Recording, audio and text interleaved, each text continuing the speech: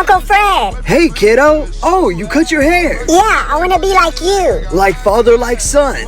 What? Nothing. What's up? This guy keeps bothering me in class. You know how I can stop him? Do this.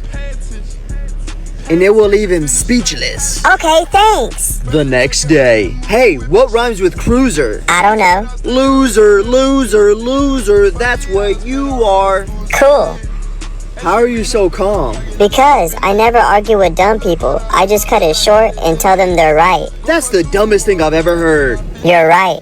Oh, great heavens!